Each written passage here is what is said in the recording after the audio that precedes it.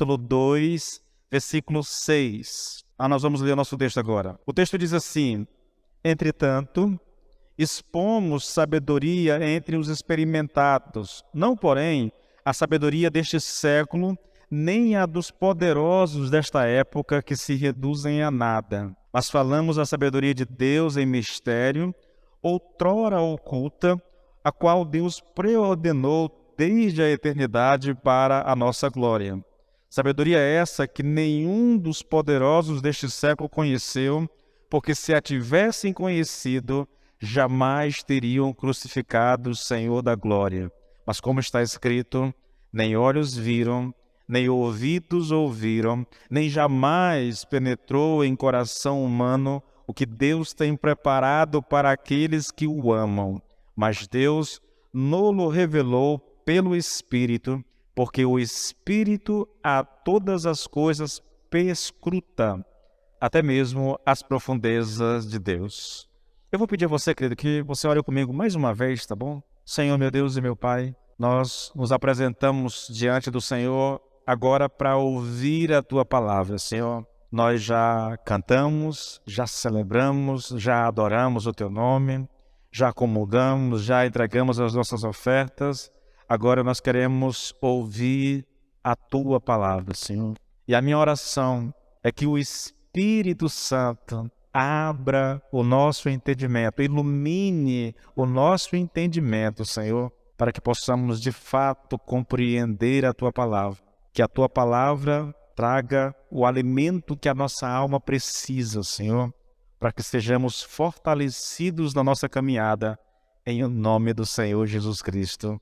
Amém e amém. Queridos, nós começamos a semana passada estudando essa sessão que vai do versículo 6 até o 10, e nós gastamos bastante tempo falando, a semana passada, a respeito de um entendimento que eu julgo equivocado a respeito da palavra experimentados, que significa maduros ou perfeitos, né? Eu disse que se nós entendermos aqui que Paulo, com essa palavra experimentada, ela está se referindo a uma classe de cristãos especiais, mais maduros, e que a sabedoria de Deus é compartilhada só entre essas pessoas, deixando de lado os bebês em Cristo, as crianças em Cristo, nós estaríamos estabelecendo duas classes de pessoas dentro da igreja, coisa que a Bíblia não faz. E eu mostrei a vocês os perigos que nós corremos quando nós estabelecemos isso dentro da igreja. Eu não vou repetir nem reprisar, porque eu preciso do tempo para ministrar a palavra de hoje. Se alguém tiver dúvida, se alguém quiser voltar atrás e rever tudo, nós temos as ministrações aí nas redes sociais, tá bom, querido? No YouTube, no Facebook e também no Instagram. Tá tudo lá, são 5 perfis, são 3 perfis meu e 2 da igreja, você pode voltar lá e ouvir a mensagem completa, na íntegra, tá? Hoje eu vou me ater ao que realmente é o cerne dessa questão que nós estamos estudando aqui nessa sessão. E tem a ver, querido, aqui com a natureza da sabedoria de Deus. Vocês observam, ou observaram, que nós, nos versículos anteriores, desde o versículo 18 do capítulo 1, que a gente vem trabalhando, Paulo vem falando da sabedoria desse mundo, Ele diz que não pode pregar o evangelho com sabedoria desse mundo, porque senão ele vai esvaziar a cruz de Cristo. Então ele vem martelando, olha, não confie nessa sabedoria. Essa sabedoria considera a palavra, a pregação de Deus loucura, escândalo. Não se atente, porque se você se prender a essa sabedoria, você deixa de confiar no Senhor. Então nós trabalhamos bastante isso. São muitas as ministrações que eu tenho aqui nas redes sociais, nos grupos da igreja, com relação a essa sabedoria. Hoje eu quero falar de sabedoria, porque Paulo faz aqui, querido, é muito interessante como ele começa esse texto. Olha, entretanto, né, ele vem falando da sabedoria do mundo, aí ele diz, entretanto, expomos sabedoria entre os experimentados. Então, ele não está negando que existe uma sabedoria.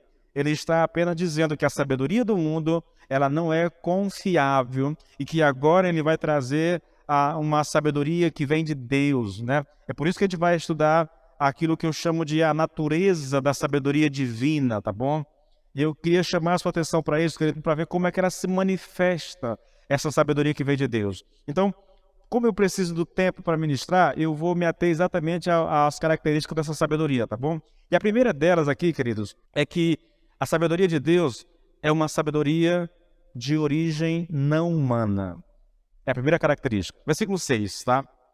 Entretanto, expomos sabedoria entre os experimentados, não, porém, a sabedoria deste século, nem a dos poderosos desta época, que se reduzem a nada. Você observe, nós expomos sabedoria, mas não essa sabedoria. A sabedoria deste século, a sabedoria dos poderosos desta época, a sabedoria do mundo, a sabedoria humana. A nossa sabedoria, ela não é humana, ela não tem origem no homem. A origem da sabedoria que nós proclamamos e que nós expomos, diz Paulo, é divina, querido. Transmitimos sabedoria, mas não sabedoria humana. Porque é uma sabedoria de origem divina. Paulo diz, nem mesmo os poderosos dessa terra tiveram acesso a ela. Na verdade, essa sabedoria divina reduz a nada a sabedoria desses poderosos. É isso que Paulo está dizendo. Com relação aqui, querido, à sabedoria do mundo, Nicodemos diz que essa expressão é uma referência à filosofia e religião de gregos e judeus, o que, em outras palavras, se refere a toda a sabedoria que não procede de Deus, ou seja, é uma sabedoria puramente humana, é uma sabedoria que tem a sua origem no homem. Quanto aos poderosos dessa época, isso diz respeito aqui no texto e no contexto aqui aos governadores romanos e ao sinédrio dos judeus, que foram os que crucificaram o Senhor Jesus Cristo. Nós vamos estudar mais a respeito desses poderosos dessa época quando nós chegarmos no versículo 8. Aí eu vou entrar um pouquinho, tá, fazer uma abordagem melhor e mais ampla, mas por enquanto que fique só isso, tá bom? E lá eu vou trazer uma outra interpretação para o termo poderosos dessa época. Por enquanto, fica aqui. Até porque se você pensar, querido, Paulo diz que foram esses poderosos que crucificaram a Cristo. Se eles tivessem conhecido a sabedoria de Deus, eles não teriam feito isso. Feito o quê? Eles não teriam crucificado a Cristo. Então, provavelmente, aqui Paulo está falando aqui de Pilatos, de Herodes e também dos líderes judeus daquela época, tá? Fica por isso aqui. Depois a gente volta nesses poderosos dessa terra, aí eu vou trazer uma abordagem um pouco mais ampla. A segunda característica dessa sabedoria, querido, é que ela é uma sabedoria que está oculta aos incrédulos.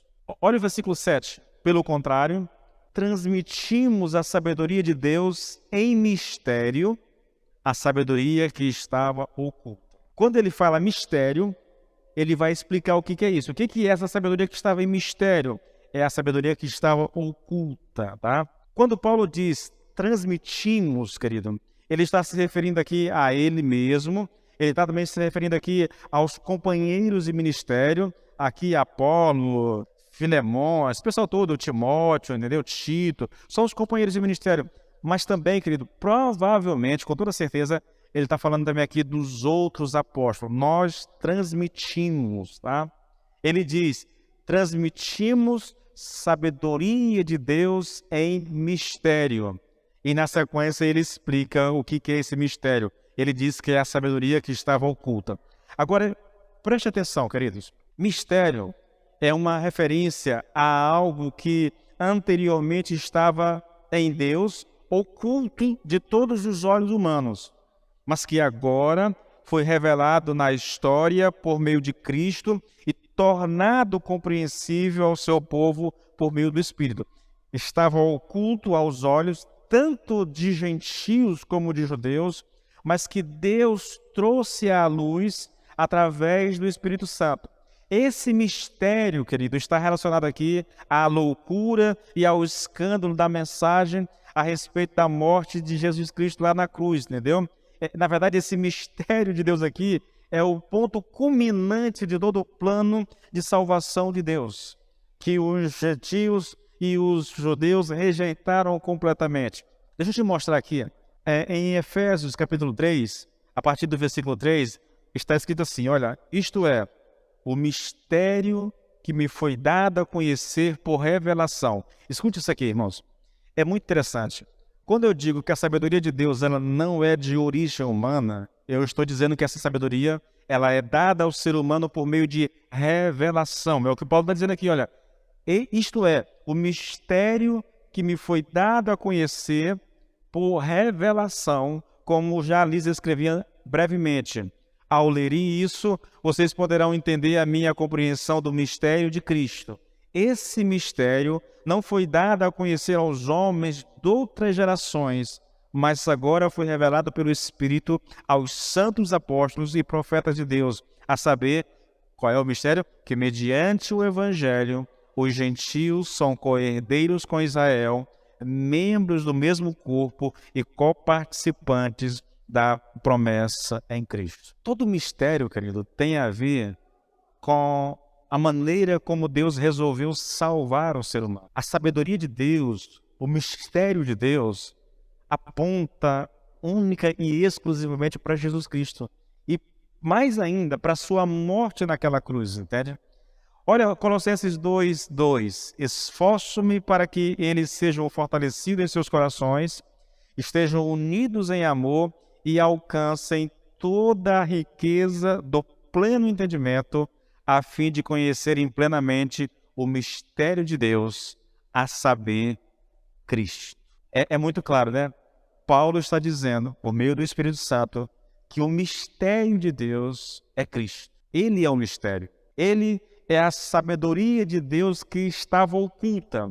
Estava no Velho Testamento, mas havia uma cegueira espiritual e somente aqueles a quem Deus revelou é que perceberam, é que tiveram acesso a essa sabedoria. Você pode pensar, por exemplo, em Abraão, querido. Jesus Cristo diz que Abraão viu o dia de Cristo, né? Como é que pode? Abraão viveu não sei nem quantos mil anos antes de Cristo, né? Mas ele viu. Por quê? Porque Deus o revelou a ele. Deus apareceu a Abraão e revelou o seu filho, revelou o seu plano de salvação, tá? Então essa salvação, esse mistério, essa sabedoria de Deus oculta, ela só é permitida ser conhecida por meio de revelação. E é Deus quem revela. O homem não pode, por meio da sua inteligência, por meio da sua sabedoria, da sua busca pelo conhecimento, perceber. Queridos, deixa eu chamar a sua atenção para isso. Você já parou para pensar como é que é interessante? Eu conheço pessoas que ouvem o Evangelho há 3 anos. Há 3 anos. E na maior parte desses 3 anos, eu preguei para essa pessoa. E ela nunca entendeu o mistério de Deus. Ela nunca compreendeu o plano de salvação de Deus através de Cristo. Por quê? Porque eu não posso, por mais que eu explique, por mais que eu me esforce, me dedique, tentando facilitar o seu entendimento, eu não tenho poder de abrir o teu entendimento para que você compreenda. O máximo que você vai fazer é entender intelectualmente o que eu estou dizendo. Eu estou dizendo que Cristo é a sabedoria de Deus e que essa sabedoria de Deus, que é Cristo, se manifestou na cruz do Calvário quando ele foi morto ali. Ele morreu não a sua morte, não por causa dos seus pecados, mas ele morreu a morte dos eleitos de Deus. Você pode entender isso, querido, mas isso nunca chega ao teu coração a menos que Deus opere um milagre na tua vida. É por isso que as pessoas ouvem e ouvem e ouvem, sabe, uma semana, um mês, 1 ano, 2 anos, 3 anos, 10 anos ouvindo a mesma mensagem e ela não consegue compreender. E eu lamento, você não pode ajudá-la. A única forma que você tem para ajudá-la é orando e pedindo: Deus, abra o entendimento, Senhor, revela a ela o teu mistério, revela a ela a tua sabedoria, porque se o Senhor não fizer isso, ela não vai entender a mensagem do Evangelho. Não, irmãos, não importa quão inteligente uma pessoa seja, não importa quantos títulos acadêmicos alguém tenha, entendeu? Isso não faz diferença. Não importa se o homem é iletrado, é um ignorante, no sentido de que ele não tem conhecimento, ele não sabe nem mesmo assinar o seu próprio nome, não sabe ler nada, mas também não importa se ele tem não sei quantos PhDs, isso não faz diferença. Ou Deus abre o entendimento desse indivíduo, ou ele jamais entenderá o plano de Deus. É nesse sentido que a sabedoria de Deus está oculta. Nicodemos diz, querido, E ele faz um comentário muito interessante a respeito desse mistério de Deus que estava oculto em Jesus Cristo. Ele diz assim, olha, é preciso fazer diferença entre o conceito de mistério mencionado aqui por Paulo e aquele das religiões gregas de seus dias, das religiões de mistérios. Havia na época de Paulo aquilo que ele chamava de religiões de mistérios, sabe? Nessas religiões, os mistérios eram rituais secretos conhecidos apenas dos iniciados e desenvolvidos e que eram para ser mantidos no mais completo segredo, sendo vedado aos demais. Então, só uma classe especial de pessoas tinha acesso a esses mistérios, a esses rituais. Aos outros isso era vedado, era proibido. Não é disso que Paulo está falando. E é por isso que eu digo que experimentado aqui não tem a ver com uma classe especial de pessoas que tem acesso a essa sabedoria de Deus e os outros não têm acesso. Não faz sentido, querido, tá bom? Até porque a sabedoria aqui é Cristo, é o plano de salvação em Cristo Jesus através da sua morte na cruz. Essa sabedoria, ela está acessível a qualquer crente, independente de ele ter um dia de convertido ou 10 anos de convertido. Ela está acessível a ele, porque ele tem o Espírito e é o Espírito que revela essa sabedoria. Agora, veja, não é disso que nós estamos falando, não é dessas religiões e mistérios, de uma classe mais elevada que tem acesso a uma sabedoria especial. Entretanto, ele continua falando, a sabedoria misteriosa de Deus não se refere a uma tradição doutrinária secreta, diferente do Evangelho, que Paulo ensinava somente aos crentes mais destacados e avançados espiritualmente, como algumas seitas o faziam e fazem até hoje. Tampouco o apóstolo se refere a revelações especiais do Espírito Santo dada a um grupo de espirituais criando novas doutrinas ou ministérios. E aqui, quando o Nicodemos faz esse adendo aqui, ele está citando aqui o movimento de batalha espiritual, ele está citando aqui o movimento chamado G12, entendeu? Aí eu acrescentaria aqui o movimento de cura interior, a teologia relacional, a teologia do coaching, essas coisas que as pessoas vão trazendo como se fosse uma revelação nova, entendeu? Que alguns têm acesso e outros não. Isso não procede de Deus, querido. Essa sabedoria de Deus em mistério que estava oculta diz respeito ao plano de salvação. É simples assim, querido. A sabedoria de Deus é Cristo. E isso engloba sua vida, morte, sepultamento, ressurreição e também a ascensão. Todos esses eventos históricos envolvendo a pessoa do Senhor Jesus Cristo. Ali está a sabedoria de Deus que foi oculta às pessoas. Escute, eu vou te dizer, querido, o incrédulo não tem acesso a isso. Queridos, é muito importante que a gente compreenda isso. Uma pessoa que não nasceu de novo, uma pessoa que o Espírito não habita nela, ele não compreende. Pode falar, e eu tenho uma experiência, irmãos, faz muito tempo que eu prego o Evangelho, querido. Faz muito tempo que eu prego o Evangelho. E eu sei que funciona dessa forma. Você fala, você insiste, você desenha, você faz tudo, e a pessoa não reage como você gostaria que ela reagisse. Por quê? Porque ela está cega para isso.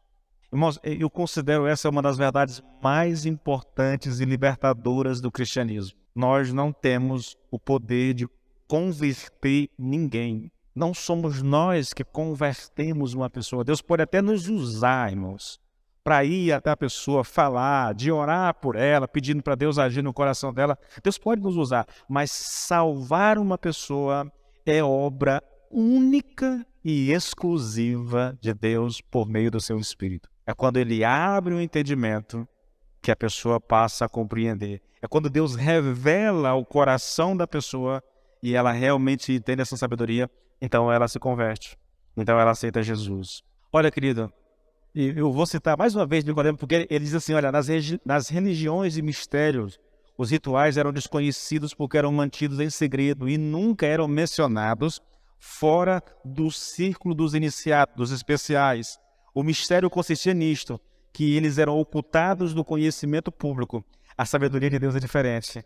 Todos os fatos foram expostos ao público. Nada foi sonegado. O propósito de Deus em Cristo é misterioso, não porque foi guardado em segredo as 7 chaves do mundo, mas porque mesmo sendo revelado publicamente, não foi compreendido ou entendido pelo mundo, que o considerou escândalo e loucura. Você entende isso? Há 2000 anos de pregação do Evangelho, Irmãos, eu prego hoje, eu prego na terça, eu prego na quarta, e se você pegar os vídeos, eu prego todos os dias, de domingo a domingo, todos os dias. Todos os dias meus praticamente tem vídeos nas redes sociais pregando o evangelho. Os vídeos que eu gravo em casa são vídeos totalmente evangelísticos. A intenção é trazer à luz o evangelho às pessoas que não conhecem a Cristo. E eu me esforço, e eu repito, e eu vou falando, queridos. Eu sei que muitas pessoas acompanham, eu estava olhando esses dias, é até uma novidade para mim, na verdade, estava falando com minha esposa. Um vídeo que eu postei num dia, no outro dia estava com 560 visualizações. Irmãos, isso para mim é algo quase que inimaginável, sabia? Porque eu sou um pastor desconhecido, moro num lugar que a gente nem sabe que existe. Buriti é o fim do mundo, entendeu? Aqui.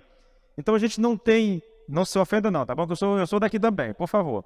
Não tem visibilidade nenhuma, queridos, nenhuma. Mas, no entanto, muitas pessoas têm acompanhado isso. E uma das coisas que me choca bastante, querido, é porque todos os vídeos que eu faço, e às vezes eu até falo para minha esposa, né? Alguém vai lá e faz um comentário todo empolgado, em cima de uma ministração pesada, e eu digo, amor, será que ela entendeu o que eu disse? Será que essa pessoa entendeu o que eu estava ministrando? Porque, na minha compreensão, querido, se a pessoa entende aquilo, se o Espírito revela realmente, se o Espírito abre o entendimento para compreender aquilo que está sendo dito ali, ela vai aceitar Cristo. E, no entanto, pode até ser que aconteça, mas eu não tenho acesso a isso, né? Eu gostaria muito de ter acesso. É uma das coisas que eu peço para Deus, porque isso nos motiva a continuar fazendo. Irmãos, eu faço porque eu entendo que é uma missão que Deus me deu fazer, mas tem dia, querido, que eu protelo 2, 3 dias para gravar, sabe? Porque eu tenho que sentar ali, montar tudo, e aí pegar o texto e trabalhar. E eu tenho que fazer em 10 minutinhos. A agonia maior é exatamente essa, entendeu? Eu tenho que comprimir aquele negócio ali para ficar em 10 minutinhos. É um desafio muito grande, irmãos. Aí depois vem todo o processo de edição, de capa de vídeo, essa coisa toda, de criar tags, de criar tema. Irmãos, é trabalhoso demais, eu tenho ideia. É melhor vir pregar aqui no domingo do que ficar postando aquele negócio todo dia. Mas eu faço, querido, porque eu entendo que é uma ferramenta que pode alcançar muitas pessoas. Voltando para o nosso tema, eu sei que só o Espírito Santo pode iluminar o entendimento de uma pessoa para que ela compreenda o Evangelho. É uma sabedoria oculta, querido, mas não é oculta porque está escondida. É oculta porque as pessoas não entendem. E não entendem porque Deus não lhes revelou. Essa é a verdade. Você pode pregar 10 anos, se Deus não operar no coração, você pode até forçar a pessoa a fazer alguma coisa, entendeu? Como muitos fazem, né? Constranger as pessoas ali, envergonhar as pessoas para que elas aceitem a Cristo. Eu nunca vou fazer isso. Mas as pessoas fazem isso. E alguém até aceita Jesus só para se livrar daquela pressão daquele momento, querido. Ela nunca mais volta naquela igreja, entende? Porque ela não entendeu o evangelho, ela se sentiu, foi envergonhada e ela não quer mais saber de igreja porque ela foi lá e foi envergonhada. As pessoas fazem isso e elas querem fazer o papel do Espírito Santo. Está errado, irmãos. A nossa obrigação é expor a palavra e o resultado é com Deus. É Ele que vai atuar na vida das pessoas, abrir o entendimento das pessoas para que elas compreendam o evangelho. Não é meu papel fazer com que vocês entendam, tá bom? Não é. Meu papel é preparar da melhor forma possível, tentar ser didático para facilitar a compreensão cognitiva, mas o resto é com Deus, querido, tá bom? Olha só, a terceira característica dessa sabedoria é que ela é uma sabedoria existente desde antes da criação do mundo. Versículo 7 ainda. Pelo contrário, transmitimos a sabedoria de Deus em mistério, a sabedoria que estava oculta e que Deus predeterminou ou predestinou desde a eternidade para a nossa glória. Observe que Paulo está dizendo que essa sabedoria existe desde a eternidade, que ela foi planejada, predeterminada desde a eternidade para a nossa glória. É isso que Paulo está dizendo aqui. Paulo está dizendo que essa sabedoria estava oculta em Deus desde a eternidade, querido. E que Deus resolveu manifestar ela de maneira clara ao mundo na pessoa de Cristo. E isso é interessante porque, olha só, Gálatas 4 e 5 diz assim, olha, mas quando chegou a plenitude do tempo, Deus enviou seu Filho nascido de mulher, nascido de sob a lei, para resgatar os que estavam sob a lei, a fim de que recebêssemos a adoção de filhos. Em Jesus, a sabedoria de Deus, ela foi, vou usar uma linguagem de alguém aqui do Buriti, né? Ela foi espragatada ao mundo. Se alguém não soubesse o que é isso, pergunta lá para a Bianca, tá? Porque a expressão é dela. Deus resolveu manifestar isso ao mundo, querido. Antes, os judeus tinham os escritos, as pistas todas do Velho Testamento, mas só algumas poucas pessoas tiveram acesso a essa revelação, porque Deus deu, né? Deus deu a Abraão, deu aos profetas e tudo mais. Mas aí agora vem Cristo e ela é tornada pública. Mas mesmo que as pessoas estejam vendo a Cristo, o entendimento daquilo que ele fez ainda está oculto. Não é interessante isso? Por que eu digo que salvação é uma obra só de Deus? É porque ele que decide a quem revelar isso. Eu sou apaixonado pelo texto. Paulo está em Filipos, está pregando o evangelho em Filipos. Há um grupo de senhoras tementes a Deus que estão ouvindo Paulo pregar. E de repente o texto diz que o Espírito de Deus veio a Lídia e abriu o entendimento dela, ou seja, o Espírito veio e revelou aquilo que Paulo estava pregando, deu a ela o conhecimento, o entendimento daquilo que Paulo estava pregando, e com isso ela foi salva.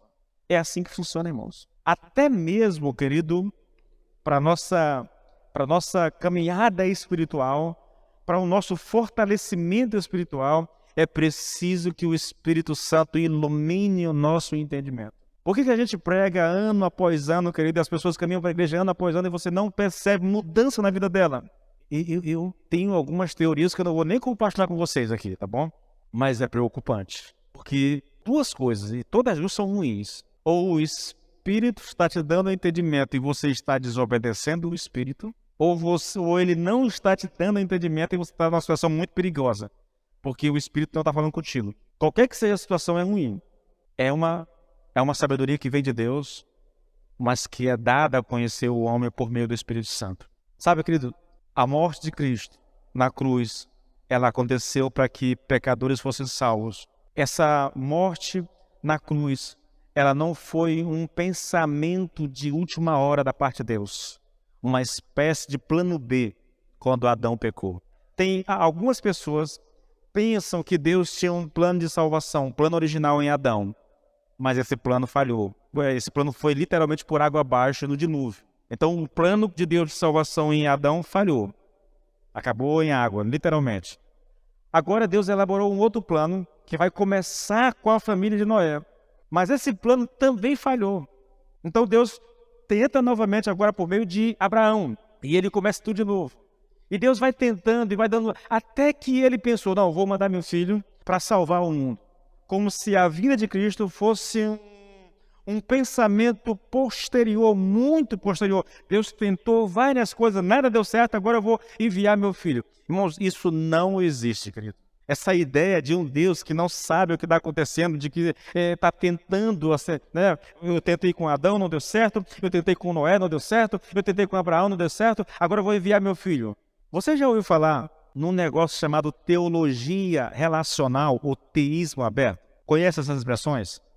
O teísmo aberto, querido, é uma perspectiva teológica que aborda a natureza de Deus e o relacionamento entre Deus e o mundo de uma maneira específica, também conhecida como teologia relacional ou teologia do processo. O teísmo aberto sustenta que Deus é ativo e envolvido no mundo, mas não é completamente onisciente, onipotente e onipresente da maneira tradicional concebida. Qual é a maneira tradicional concebida? É a forma como nós cremos. Nós cremos que Deus é onisciente, isso significa que Ele sabe todas as coisas. Nós cremos que Deus ele é onipotente, isso significa que Ele tem todo o poder no céu e na terra. E nós cremos que Deus é onipresente, Ele está em todo lugar ao mesmo tempo. A teologia relacional, a teologia do processo, ou o teísmo aberto, eles não creem dessa forma, tá? Eu vou continuar aqui. E eu vou gastar um tempinho porque essa é uma teologia que está muito em voga hoje, tá? Nós temos aí alguns defensores dessa teologia, com acesso aos meios de comunicações, tá? E algumas pessoas famosas, cantores famosos estão indo para essas igrejas. Isso é preocupante, na verdade, tá bom? Olha só, de acordo com o teísmo aberto, querido, Deus criou o mundo e está envolvido em interações contínuas com ele. No entanto, o futuro é considerado aberto e incerto, mesmo para Deus. O que eles acreditam? O que eles estão dizendo? Que nem Deus sabe ao certo o que vai acontecer. É isso que defende essa teologia. Isso significa que Deus não conhece antecipadamente todos os eventos futuros e não controla cada detalhe do mundo de forma absoluta. Eles estão negando a onisciência, a onipotência e a onipresença de Deus. Em vez disso, Deus está constantemente respondendo às escolhas e ações dos seres humanos e outras entidades. Então, a ideia é, o futuro depende das escolhas que as pessoas estão fazendo, entendeu? Não exatamente de Deus predeterminar, de Deus estabelecer isso como algo real. O futuro é incerto porque depende das escolhas das pessoas, das ações das pessoas. Deus se limitou em não saber o futuro, porque assim ele é um Deus mais compreensivo, é um Deus mais humanizado. Essa é a ideia, querido.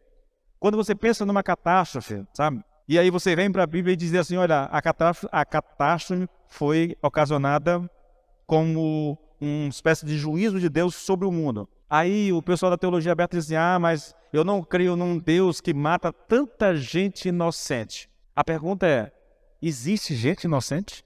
Alguém aqui acredita que existe gente inocente diante de Deus? Se você crê nisso, você precisa voltar para as Escrituras e lembrar da palavra de Davi.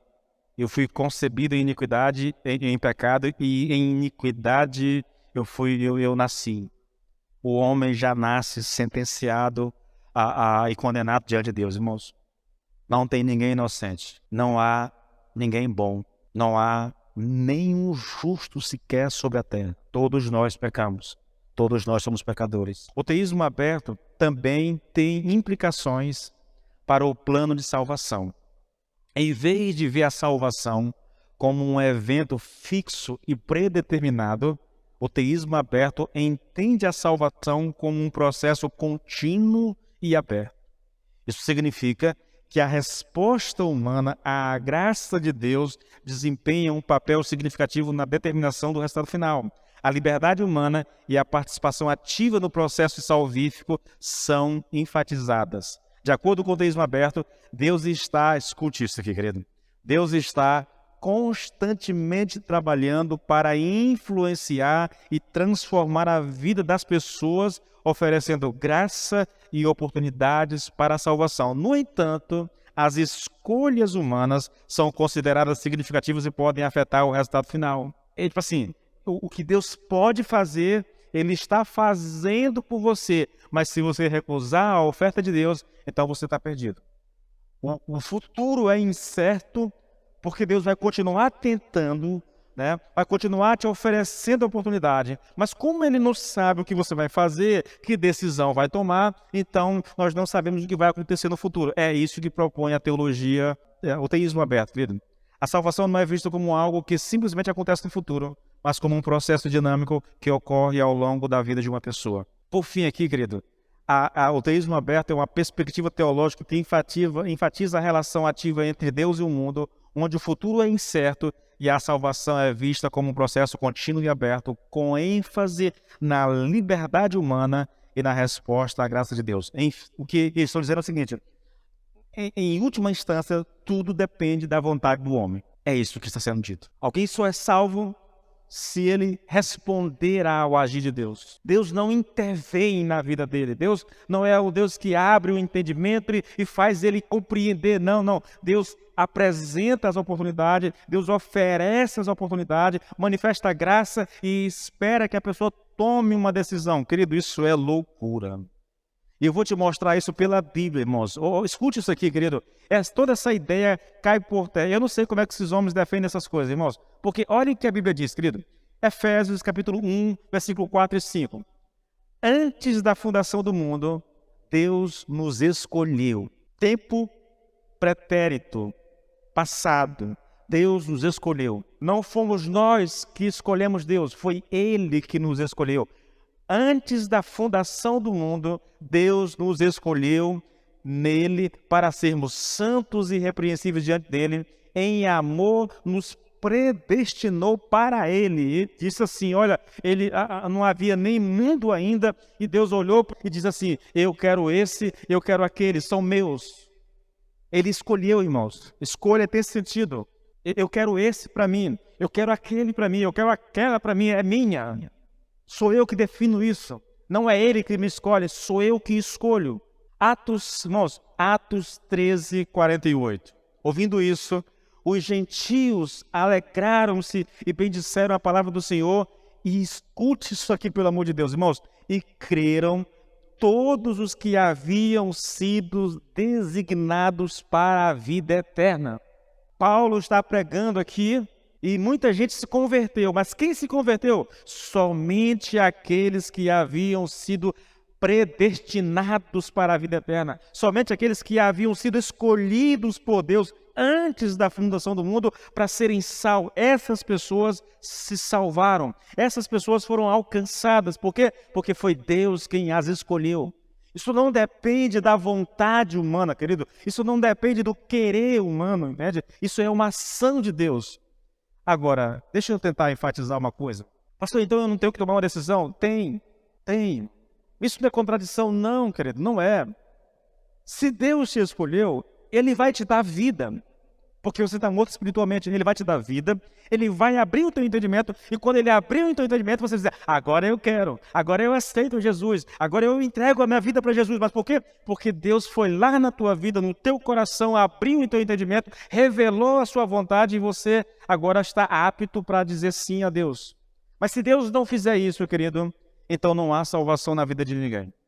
Esse é um texto muito interessante. E creram todos os que haviam sido designados para a vida eterna. Eles haviam sido predestinados. Deus os havia escolhido antes da fundação do mundo para serem salvos para a vida eterna. Por isso, quando Paulo pregou, Deus veio ao encontro deles, fez a mesma coisa que fez com Lídia lá em Filipos. Agora, Atos ainda 18, versículo 9 e 10. Certa noite o Senhor falou a Paulo numa visão, não tenha medo. Continue a falar e não se cale, pois estou com você, e ninguém o atacará nem lhe fará mal, porque muita gente nessa cidade me pertence. Deus está dizendo para Paulo, Paulo, eu tenho muitos eleitos nesse lugar, e eu preciso que você continue a pregar o Evangelho, porque eu vou salvá-los por meio da pregação do Evangelho. É quando tu estiver pregando o Evangelho que o meu Espírito vai abrir o entendimento dessas pessoas, vai dar vida a elas, e elas vão entender a mensagem e vão responder ao Evangelho. Nada dessa coisa de Deus está dando a oportunidade, tentando te convencer. Mas se você disser não, Deus vai dizer assim, não, tudo bem, você não quer, filho, então deixa para lá. Não existe isso, irmãos. Não existe isso na Bíblia, querido. Com relação, querido, ao ataque do teísmo aberto, à onisciência, à onipresença, à onipotência de Deus, eu vou ler o texto, irmãos, porque é simplesmente sensacional, querido. Salmo 139, a partir do versículo 1. Olha só. Senhor, tu me sondas e me conheces. Sabes quando me sento e quando me levanto. De longe conheces os meus pensamentos. Observas o meu andar e o meu deitar e conhece todos os meus caminhos. A palavra ainda nem me chegou à língua e tu, Senhor, já a conheces todas. O que é que o salmista está exprimindo aqui para nós, querido? A onisciência de Deus. Ele conhece tudo. Ele sabe até os meus pensamentos. Ele sabe até aquilo que eu vou falar. Ele conhece tudo. Deus é onisciente. Agora, versículo 5. Tu me cercas por todos os lados e põe a tua mão sobre mim. Tal conhecimento é maravilhoso demais para mim, é tão elevado que não o posso atingir. Para onde me ausentarei do teu espírito? Para onde fugirei da tua face? Se subo aos céus, lá estás. Se faço a minha cama no mais profundo abismo, lá estás também. Se tomo as asas da alvorada e me detenho nos confins dos mares, ainda ali a tua mão me guiará e a tua mão direita me susterá. Se eu digo, as trevas com certeza me encobrirão e a luz ao redor de mim se fará noite, até as próprias trevas não te serão escuras e a noite é tão clara como o dia. Para ti, as trevas e a luz são a mesma coisa. O que é que essa sessão está falando aqui, querida? Ele está falando da onipresença de Cristo, de Deus. Ele está em todo lugar. Para onde me ausentarei do teu espírito? Para onde eu fugirei da tua face? Se suba aos céus, o Senhor está lá. Se faço a minha cama no mais profundo do abismo, o Senhor está lá também. Se tomo as asas da alvorada e me detenho nos confins dos mares, ainda ali o Senhor vai estar. Não importa para onde eu vou, se eu subo, se eu desço, não importa, querido. Para onde eu for, Deus vai estar. E por último aqui, querido, versículo 13. Pois tu formaste o meu interior, tu me teceste no ventre de minha mãe. Graças te dou, visto que de modo assombrosamente maravilhoso me formaste. As tuas obras são admiráveis e a minha alma o sabe muito bem. Os meus ossos não te foram encobertos quando no oculto fui formado e entretecido como nas profundezas da terra. Agora preste atenção. Os teus olhos viram a minha substância ainda informe. Pense no feto nas primeiras semanas. Não tem forma, não tem nada. Está lá o feto. O texto está dizendo isso, os teus olhos viram a minha substância ainda sem forma. Apenas um feto, um monte de massa ali, querida. E escute isso. Ele me viu nessa circunstância. E no teu livro foram escritos todos os meus dias, cada um deles escrito e determinado quando nenhum deles ainda existia. Esse texto está apontando para onipotência de Deus. Ele é o Todo-Poderoso. Ele é aquele que diz o que vai acontecer quando não aconteceu nada, querido. Ele é aquele que chama a existência o que não existe como se já existisse. Isso é Deus, irmãos. É capaz de dar a um homem de Deus, a Abraão, praticamente o primeiro patriarca, Abraão. Né? A gente chama de patriarca, mas os patriarcas é uma terminologia dada mais aos filhos de Jacó, né? Os 12 patriarcas. Mas ele é um desses patriarcas, o primeiro deles. Deus revelou Cristo. Deus mostrou Cristo para Abraão. Deus mostrou o que ia fazer. Eu estou lendo um livro fantástico sobre isso, irmãos. Um comentário lá em Romanos, em Atos 7, de Lloyd Jones, entendeu? Ele mostrou.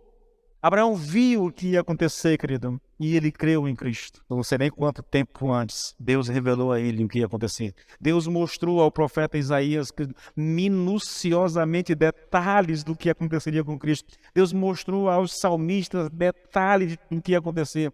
Por que ele pode fazer isso? Porque ele é todo-poderoso, irmãos. Só existe história porque Deus a estabeleceu, querido. Esse negócio, irmãos, de que Deus é um Deus, as pessoas querem humanizar Deus, né? Porque quando eu creio num Deus assim, onipotente, onisciente, onipresente, querido, eu preciso de alguma forma dizer que mesmo as catástrofes que acontecem, a gente deve, indireta ou indiretamente, atribuí-las a Deus, entende? E a Bíblia diz que é Deus realmente. Por causa do pecado humano, Deus manifesta o seu juízo sobre a terra. E a última característica aqui, querido, é que é uma sabedoria completamente desconhecida dos poderosos desse século. Nenhum dos poderosos deste mundo conheceu essa sabedoria, porque se a tivessem conhecido, jamais teriam crucificado o Senhor da glória. A maioria dos comentaristas, irmãos, concordam que Paulo aqui esteja se referindo aos governantes, né, romanos e também, aqui no caso aqui, é Pilatos e Herodes, e também os líderes judaicos, os fariseus, os saduceus daquela época, que planejaram, né, bolaram todo o plano para entregar Jesus para Pilatos, para que ele o matasse, tá? Nicodemo disse que esses poderosos representam o mundo de maneira geral. Eu concordo em parte com isso aqui. Mas acredito, querido, que a intenção de Paulo aqui é apontar para a elite política, religiosa e intelectual. Eu penso que esses são os poderosos desse século, sabe? Apesar de serem as mentes mais esclarecidas do mundo, elas não entenderam que a morte de Jesus na cruz era uma demonstração da sabedoria de Deus. E por que elas não entenderam isso, querido? Porque ela estava oculta em Deus e só podia ser entendida mediante uma revelação que viesse por meio do Espírito Santo. É isso que Paulo diz, porque se a tivessem conhecido, jamais teriam crucificado o Senhor. Eles não conheceram a sabedoria de Deus, eles não entenderam a sabedoria de Deus e por isso crucificaram a sabedoria de Deus. Não é interessante isso? Agora, essa interpretação não é a única, irmãos. Existe uma interpretação alternativa. Essa interpretação, querido, diz que é possível que Paulo esteja se referindo aqui a governantes espirituais demoníacos. Os poderosos desta época, desta era, deste mundo, de acordo com essa interpretação, seriam seres espirituais demoníacos. Olha só, vamos aqui. É bom porque a gente conhece os dois lados. Eu, particularmente, por uma questão de contexto e tudo mais, eu prefiro acreditar que os governantes sejam aqui os líderes romanos e os judeus aqui daquela época. Então, Pilatos, Herodes, os líderes fariseus lá na época de Jesus. Mas vamos olhar essa interpretação porque ela é muito interessante. Olha só, em Colossenses 2,15 está escrito assim: e foi na cruz que Cristo se livrou do poder dos governos e das autoridades espirituais.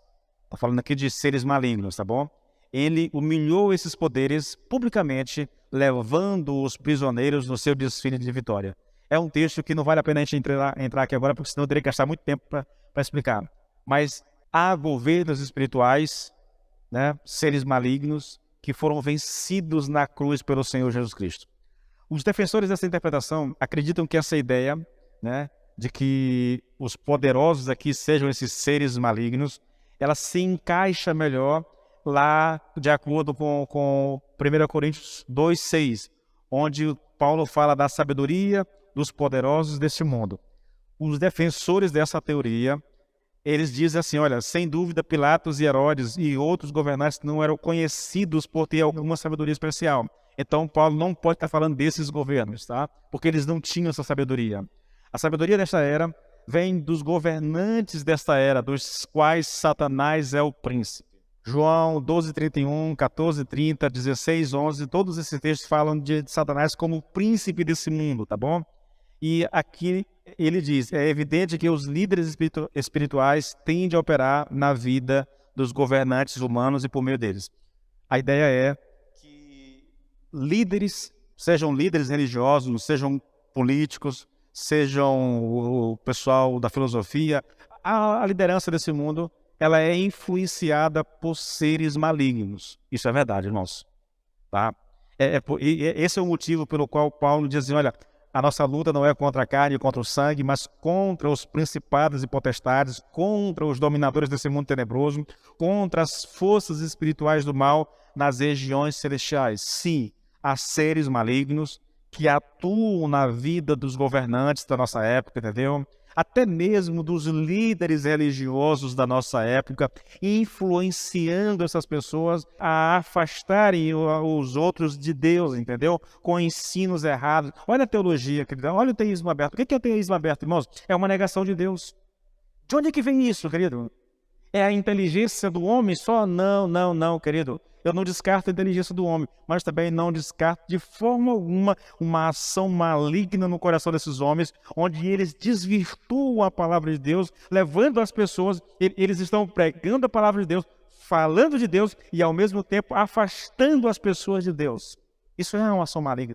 Então esses seres espirituais da maldade, eles atuam na vida das pessoas. E aqui, irmãos, eu vou um pouco mais além, tá bom? Não só na elite política, na elite religiosa, na elite intelectual, mas atua nas pessoas de forma indeterminada. Não importa se é um pedreiro, se é um professor, se é um ajudante de alguma coisa, não importa. Esses seres malignos atuam na vida das pessoas. É por isso que a orientação é, nós não lutamos contra carne e sangue. Por quê? Porque, querido, essas pessoas, muitas vezes, e aqui até mesmo familiares nossos, podem ser usados pelo diabo, entendeu? Para te levar a uma ação pecaminosa. Sim, irmãos, o diabo e os seus agentes agem. Vou dar um exemplo para você. Eu sei que o tempo está aqui minando aqui, mas deixa eu dar um exemplo para você, querido. Na vida de um crente. Lembra de Pedro? Jesus pergunta para os discípulos, quem as pessoas estão dizendo que eu sou? Ah, Senhor, estão dizendo que o Senhor é Elias, que o Senhor é não sei o quê. E vocês, quem dizem que eu sou? Pedro se levanta e diz, o Senhor é o Cristo de Deus, o Senhor é o Filho de Deus e tal. Aí Jesus disse, olha Pedro, o que você disse aí não foi uma ideia produzida por ti. Não é um conceito teu isso. Você teve uma revelação de Deus. Ato seguinte, o Senhor está dizendo, eu vou para Jerusalém, quando eu chegar em Jerusalém, vai acontecer isso comigo, vão me prender, vão me matar e tudo. Aí Pedro se levanta e diz, Senhor, isso não vai acontecer contigo, Senhor, não permita que isso aconteça contigo. E aí o Senhor diz assim, para trás de mim, Satanás. O homem que teve uma revelação de Deus num momento, no ato seguinte, está sendo influenciado pelo diabo. Deu ouvidos ao diabo. É um negócio delicado, irmãos. Nós deveríamos atentar muito para isso. Bom, irmãos, essa é a teoria. Esses poderosos são seres espirituais. Agora imagine que essa interpretação esteja correta e eu convido você, só por um exercício aqui, querido, de intelectual, consegue imaginar, vamos dizer que essa teoria está certa, essa interpretação está correta. Agora vamos imaginar as implicações disso à luz do texto bíblico. Vamos ler o texto, só para você entender o que eu estou colocando aqui. Nenhum dos poderosos desse mundo conheceu a sabedoria. Então nenhum dos seres malignos conheceu o plano de Deus em Cristo Jesus. Porque se a tivessem conhecido, jamais teriam crucificado o Senhor da glória. Tá, primeira implicação. Se esses poderosos fossem seres malignos, significa então que esses poderes das trevas, inclusive o próprio diabo, não entenderam o plano eterno de Deus. Pelas escrituras do Antigo Testamento, eles sabiam que o Filho de Deus nasceria e morreria, mas não foram capazes de compreender o significado pleno da cruz, pois Deus ocultou essas verdades, até mesmo do diabo. Na realidade, tais fatos estão sendo revelados a principados e potestades por meio da igreja. Foi oculto, mas agora está sendo trazido à tona por meio da igreja. A ideia de que o diabo não conhecia realmente o plano de Deus através de Cristo. E parte desse entendimento, querido, tem a ver com o fato disso estar oculto. Assim como Deus ocultou aos homens, ocultou também, por mais que o diabo conhecesse Cristo quando ele veio, entendeu? Mas ele não sabia realmente o que Deus planejou. Estava oculto do diabo. Vou levar para a segunda explicação, a segunda implicação, porque ela traz mais à tona o que eu quero colocar aqui, tá bom? Isso significaria também que Satanás pensou que o Calvário tivesse sido a grande derrota de Deus. O plano estava oculto, ele sabia que Cristo morreria, por causa do que estava escrito, mas não sabia quais eram as implicâncias da morte de Cristo, as implicações da morte de Cristo. Satanás tentou matar Jesus, querido, desde o nascimento, tá? Você sabe disso, né? É impressionante como o diabo tentou matar Cristo. Lembra lá em Mateus 2:16, fala de Herodes, né? Que tentou saber a data certa do nascimento de Jesus Cristo, e quando os magos enganaram ele mandou matar todas as crianças de 2 anos de idade para baixo, né? Isso foi instigado pelo diabo. O diabo quis eliminar Cristo logo ali, né? No seu nascimento. Depois, se você for um pouquinho mais adiante, em Lucas 4, lá, eu não vou ler o texto, mas eu vou só colocar para vocês aqui o texto. Quando ele está pregando na sinagoga lá em Nazaré, que ele diz que ele é o cumprimento da Escritura, né? Aí as pessoas tentam matar Cristo, tentando empurrar ele penhasco abaixo, e ele sai dali. Ou então, se você pensar, querido, lá na ceia, quando Jesus está ceando com os discípulos em João 13:27, a Bíblia diz que o diabo entrou em Judas, né? E ele saiu dali para entregar Jesus Cristo aos líderes judeus para que ele fosse morto. Todas essas ações, querido, tem por trás o dedo do diabo tentando matar Jesus.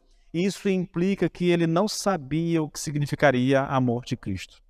Aqui uma pergunta para a gente finalizar esse negócio aqui. Você acredita que se o diabo soubesse que a morte de Cristo seria a sua derrota, ele teria investido tanto na tentativa de matar Jesus? Não faz sentido isso, né?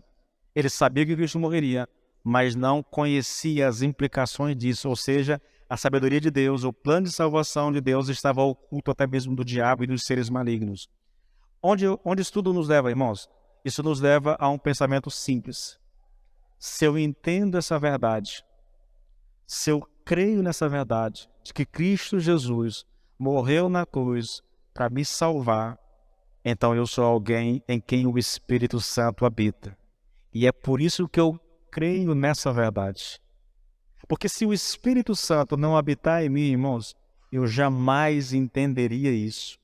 Essa sabedoria de Deus continua oculta das pessoas, entende? Porque elas não têm o Espírito de Deus.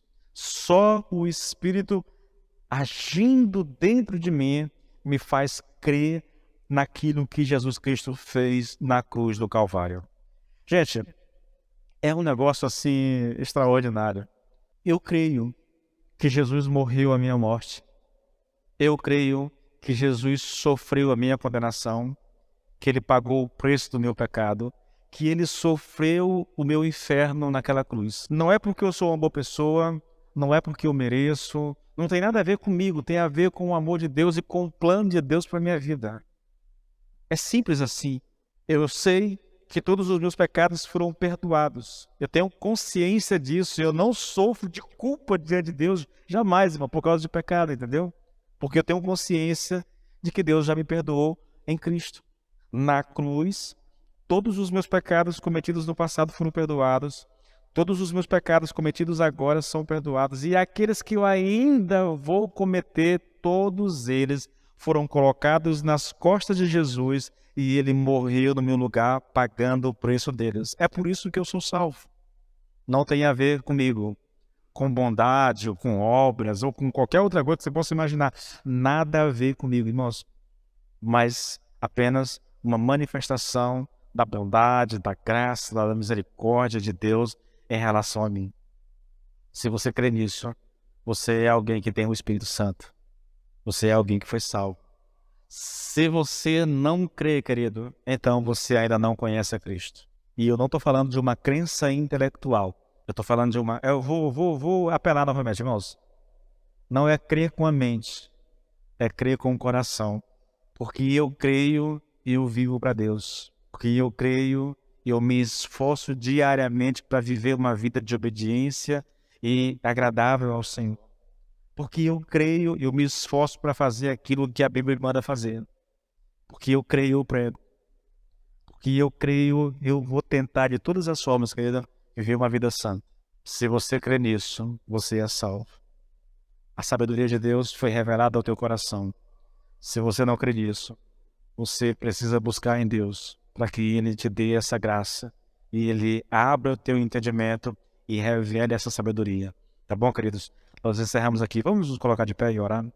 Pai, nós louvamos o teu nome, Senhor, porque temos acesso a essa sabedoria de Deus.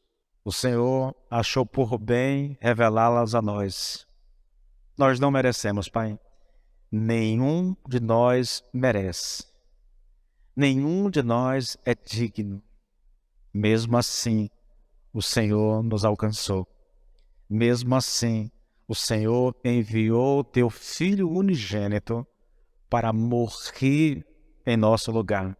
A Bíblia diz que o Senhor prova o seu amor para conosco em Cristo morrer por nós quando nós ainda éramos inimigos do Senhor.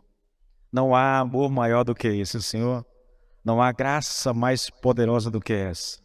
O Senhor, por nos amar, sacrificou o seu Filho daquela cruz e com isso nos deu salvação.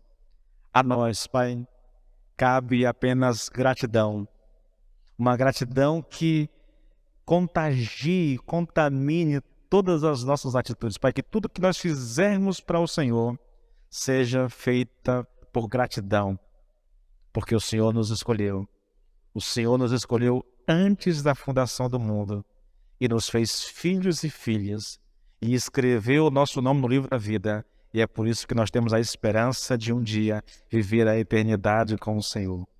Louvado seja o teu nome, Pai. Bendito seja o teu nome, por amor tão grande, tão poderoso e tão sobrenatural. Nós te louvamos, Pai, no nome de Jesus. Amém e amém.